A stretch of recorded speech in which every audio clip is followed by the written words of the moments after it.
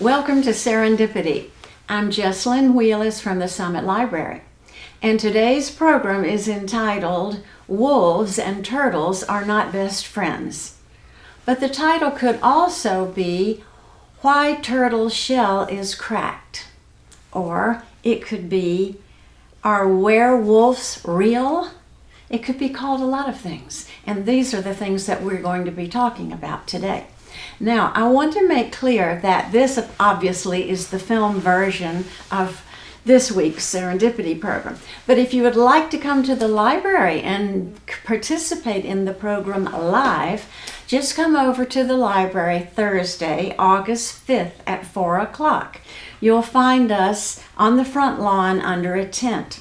We have something new. If it is raining, or if it looks like it's going to rain, or if a thunderstorm is threatened, we go inside to the downstairs meeting room, which is what we did last week. So I hope I will see you Thursday at the library. Now I'm going to begin with a song. We're going to start out here with a song about a wolf. Now this comes from a Mexican children's game that sounds like so much fun. We'll have to play it sometimes. The children get in a circle and they skip around in the circle singing, "We are not supposed to go into the woods, but if the wolf is not here, we'll play in the woods." And at the end of each verse, they think, "I wonder what the wolf is doing now," hoping he's not coming. And the first time he says, "I'm taking a bath," and so forth. Until the very end, we'll find out what happens. It's just a fun game. We'll play it sometime. We are not supposed to go into the woods, but if the wolf is not here, we'll play in the woods. We are not supposed to go into the woods, but if the wolf is not here, we'll play in the woods. But if the wolf comes, he'll try to catch us. What is the wolf doing now? I'm taking a bath. We are not supposed to go into the woods, but if the wolf is not here, we'll play in the woods. We are not supposed to go into the woods, but if the wolf is not here, we'll play in the woods. But if the wolf comes, he'll try to catch us. What is the wolf doing now? I'm drying off. We are not supposed to go into the woods, but if the wolf is not here, we'll play in the woods. We are not supposed to go into the woods, but if the wolf is not here, we'll play in the woods. But if the wolf comes, he'll try to catch us. What is the wolf doing now? Putting on my clothes. We are not supposed to play in the woods, but if the wolf is not here, we'll go in the woods. We are not supposed to go into the woods, but if the wolf is not here, we'll play in the woods. But if the wolf comes, he'll try to catch us. What's the wolf doing now? Putting on my hat and coat. We are not supposed to go into the woods, but if the wolf is not here, we'll play in the woods. We are not supposed to go into the woods, but if the wolf is not here, we'll play in the woods. But if the wolf comes, he'll try to catch us. What is the wolf doing now? I'm here. And then he chases the kids. It's hard to do that here recording in a video, but that's when all the kids that are in the circle run and the wolf chases them, and whoever he catches gets to be the next wolf. In other words, he gets to be it, we used to say. All right, so let's move on and we'll have the first story.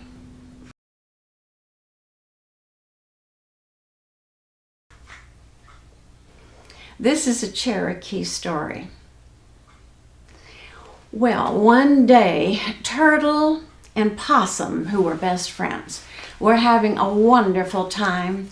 They were eating persimmons, which are sweet and delicious when they are ripe. Now, obviously, Turtle cannot climb a tree. So Possum climbed up the tree, and then he would drop down delicious persimmons to his friend Turtle, who would open his mouth and bite and chew and swallow the delicious persimmons. Things were going so well, and Possum, while he was up there, would eat some persimmons too. But suddenly, a wolf came along. When he saw what was happening, he thought, well, I'm going to get into this. So he got up right beside Turtle, and when the next persimmon came down, Wolf reached his big mouth up, and he caught the persimmon before Turtle could catch it. Now, when this happened 5 or 6 times, Turtle began to feel annoyed. So he thought of an idea, and he spoke in his slow turtle way and said, Possum, I don't think you're being very nice to our friend Wolf here. You're just throwing him little small persimmons. Wolf is a big animal. You should be throwing big persimmons down to him. Why don't you climb up higher in the tree and get one of the biggest persimmons and throw it down to Wolf? Now, Possum knew Turtle so well, he knew that this was a scheme. So he climbed up higher in the tree. He got a big ripe persimmon, and he dropped it down. Wolf opened his big mouth. The persimmon went in, and Wolf was choking. He fell down on his back with his legs sticking up. And Turtle and Possum, who climbed down from the tree, strolled away and had a lovely day and thought to each other, that will teach him to mess with us. Well, it would have been the end for Wolf, except that his wolf pack happened to come along at that very moment. They hit him on the back until the big persimmon came out, and then he explained to them what Possum and Turtle had done. And Wolf said to his wolf pack, I'm gonna get him. And he went out and got him. Now, when he took him back to the wolf pack, he said to the turtle, Turtle, you played a trick on me. You almost choked me. And now, what I'm going to do with you is I'm going to put you in a big pot of boiling water, and we're gonna cook you over a big fire, and then we're gonna all eat turtle soup. The turtle said, well, Wolf, you can put me in one of your big clay pots if you want to, but I'll just kick the sides in and hit the sides with my hard shell and break it. But that's okay. Whatever you do, though, whatever you do, Wolf, don't throw me in the river. Said Wolf. I didn't think of that. Ooh. Well, I'm just going to throw you right in the fire. Turtle said, well, you could throw me right in the fire, but with my hard shell, I'll just roll back and forth until I put the fire out. Wolf said, I didn't think of that. But whatever you do, Wolf, boil me in a pot, or throw me in the river, or throw me in the fire.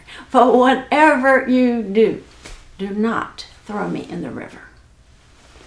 Now, you know, and I know, and practically everybody knows, that turtles can swim. But somehow Wolf didn't know that. So he said, you don't want me to throw you in the river, is that right? Well, just watch this. And he picked the turtle up by one leg, and he threw that turtle as hard as he could until it landed smack in the river, right on Turtle's back, on his shell. And then Turtle rolled over and swam to the other side of the river. The wolf saw this and said, I didn't think of that. Now that would be the end of the story, but I want to tell you that before this happened, Turtle's shell had always been beautiful. It had always been perfectly smooth and shiny. I mean, it was so nice you could even use it as a mirror. You could look in it. But when he landed so hard on the river, it broke and cracked his shell. So he swam over and lay on the sand on the other side of the river and let the sun heal the cracks in his shell. But the scars of those cracks are still there and always will be. And that is the reason turtle's shell is cracked.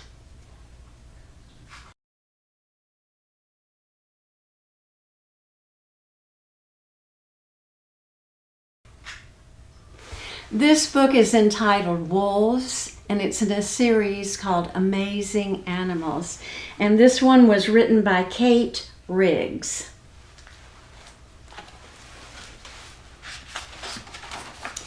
I think this is a wonderful picture. I would like for all of us to practice howling together. It's really fun. Oh! That's what he's doing in that picture. Don't be shy, just howl. The title page, Wolves.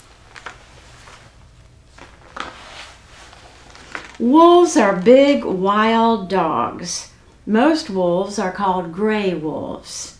Another kind of wolf is called a red wolf. There are 17 kinds of gray wolves in the world. Gray wolves are sometimes also called timber wolves. Gray wolves have thick fur. Their coats can be gray, white, black, or brown. They have bushy tails too. Red wolves have shorter fur. They look like big foxes. A red wolf has big ears that help it to hear well. Male gray wolves are the biggest wolves. They weigh from 90 to 175 pounds. Males are 5 feet long. Females are a little smaller. Red wolves can weigh about 60 pounds, so red wolves are a bit smaller. Gray wolves are bigger than most kinds of pet dogs. Most gray wolves live in northern parts of the world. These places get very cold in the winter. Some gray wolves live near mountains. Red wolves live only in the southeastern part of the United States. Gray wolves do not mind cold and snowy winters. Wolves eat meat. They are called carnivores. Some of their favorite animals to eat are moose, deer, and bighorn sheep. Sometimes wolves eat smaller animals like rabbits and fish too. A gray wolf may eat 20 pounds of meat at once. A mother wolf has 4 to 7 pups at a time. At first, the pups stay in a den with their mother. When the pups are about 2 months old, they leave the den. They start learning how to hunt. Wild wolves live from 10 to 12 years. Wolf pups hide in a den when their mother is gone.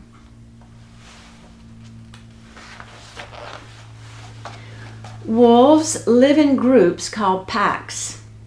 Most packs have about 6 to 9 wolves.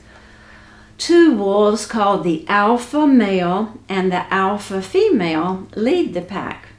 Wolves do a lot of napping, playing, and moving around.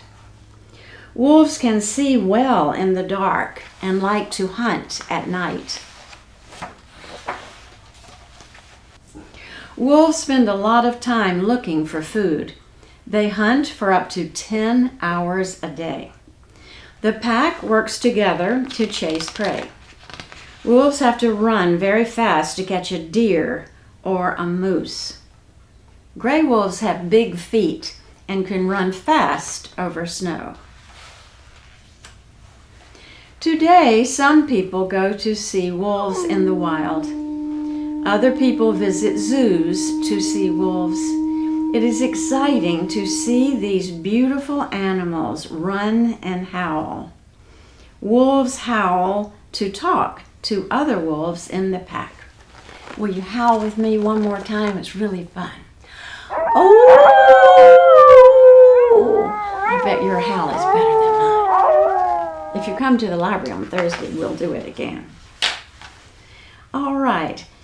I'm going to save the story by Aesop for a little while longer, but now I'm going to talk about how wolves communicate with each other. They make a number of different kinds of vocal sounds, howling like that. They can also bark, growl, and whimper. And these sounds that they make communicate messages to the other wolves. Now, other things that they do, some of the things that they do, you may have seen your own pet dog do. If they want to play, they get down on their front legs and stick up their back legs and wag their tail. And that means, come on, I want to play. And I've seen our dogs do that. And if they want to show that the leader of the pack is dominant, then he stands up tall and strong, and he looks every wolf right in the eyes. And that's the way he shows that he's the leader. Now, if a wolf is very submissive and afraid of the leader, he would lie down on his stomach and then crawl up toward the leader and never looking directly at the leader, but averting his eyes. And the submissive animal might even lick the leader's muzzle. So those are some of the ideas of how actions with their bodies communicate with the other wolves. Those are just a few of them. Now, there's a wonderful book that you can read when you're about in the 5th grade, and it's called Julie of the Wolves. It's a wonderful story. We have it at the library. It's written by Julie Craighead George. A girl named Julie gets lost on the tundra. There's ice and snow. The tundra is very far north. She knows that she cannot survive on her own because of the cold, because she has no food, because she has no water. The story doesn't tell us how she got lost, but she is. She hears wolves howling, and she creeps over to follow the sound until she can see the pack of wolves. Then she spies on them. She's very bright, and she begins to notice these kinds of motions they do to communicate with each other. And she realizes that if you want to join the pack, you have to show that you're submissive to the leader. So she gets up all of her courage and crawls down on her stomach over to the leader, never looking at him, but averting her eyes. And she's accepted and becomes a member of the wolf pack. And that is how she survives. That is how she finds water, like they find water to drink, and food to eat. And I won't tell you what happens in the end of the book, but I thought that way of communicating with the wolves was very interesting. Now, in the back of this book, there is a story by the famous Aesop, who was a Greek who told stories about animals. How are wolves and dogs different? A Greek man named Aesop used to tell a story about this. One day, a wolf and a dog met on a road. The dog told the wolf that he should live with people. Then the wolf would have an easy life because he would not have to hunt for food. But if he lived with people, he would not be free like he is now. Wolves will always choose to be free animals instead of getting free food. And that's the picture of the wolves who didn't want to live with people but wanted to be free. And I have another story that comes from the Abenaki indigenous peoples. Their story goes like this. Long ago, there were two wolves who were together. One was an older wolf, and one was young, not still a puppy, but just a bit older. It was terribly cold one night, and the older wolf said to the younger one, "We will freeze. The people, the two-legged, they have something called fire. You must go to where they live and take some of their fire and bring it back to me. It will save us and keep us warm." And the younger wolf said, "Yes, I will do that." And so he ran and ran until he came to the place where the people lived. He crept on the ground trying to look for the fire and hoping no one notices him until he comes to a little girl. And she looks at him and says, "Oh, you are the cutest little wolf." And she begins to pet him. Now, the young wolf had never been petted. And then she says, "Oh, I like you very much. Will you come home with me?" He didn't know what she meant, but he began to follow her. And when they came to her home, she got out a bowl and put some delicious pieces of meat in it and put it down right in front of the little wolf. "Eat," she said. So he took a bite and then he looked up to be sure it was all right. And she smiled and said, "Yes, eat." He ate it all up. Then she gave him a bowl of water. And he drank all of the water too, because he hadn't had any water in quite some time. Now, after he was full and satisfied and happy, the little girl sat down on the rug and she pulled the young wolf over to her. She sat with him and she petted him and she sang a little song to him. And the young wolf was so happy that he stayed there with her for the rest of his life. And the older wolf was furious. "Where is that younger wolf? If I ever see him, I will let him have it. He has betrayed me and not brought back the fire he promised." And that story explains how pet dogs came into existence.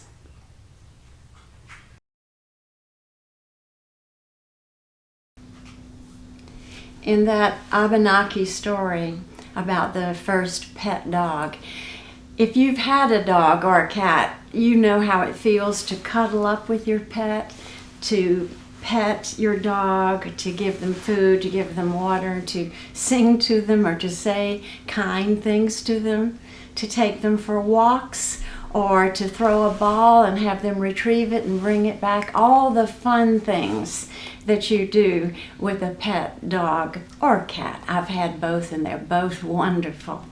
So I wanted to tell you that next we're going to have my favorite dog song, A Dog Named Blue.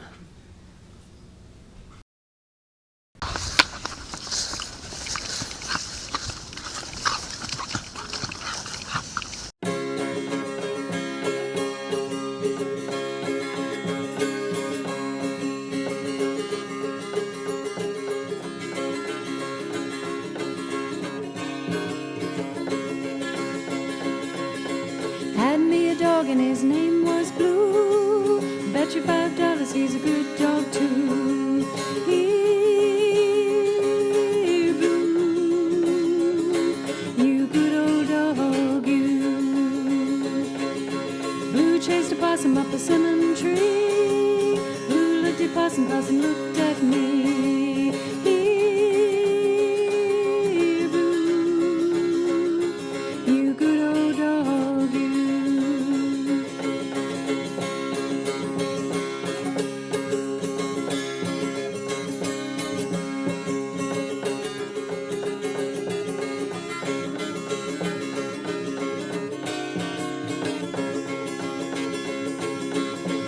To heaven, first thing I'll do, grab me a horn and call for Blue. Here, Blue, you good old dog, you.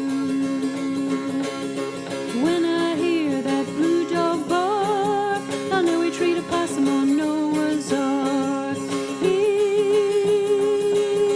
Blue, you good old dog, you.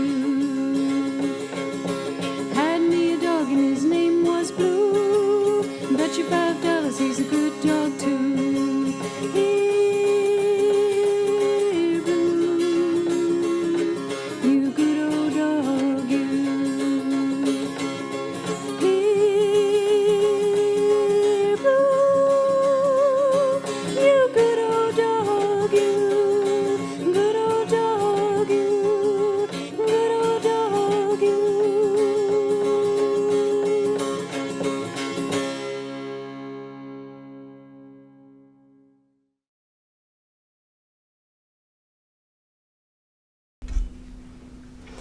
Thank you for tuning in to Serendipity today. I was glad to have you.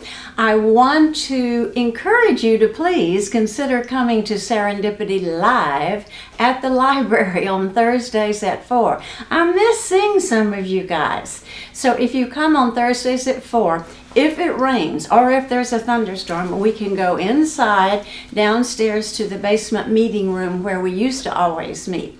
So that's what we'll do. We won't cancel if it rains. We'll go downstairs.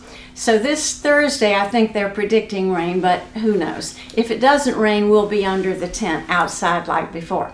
Now, this Thursday, we're having the program that you're seeing today. But the next week, we're having Animal Heroes. And an example of an animal hero is a friend of ours said their little toddler fell off the pier and their German Shepherd dove in, picked the baby up by the diaper and took her to safety. So that's an example of an animal hero. Okay, see you next time.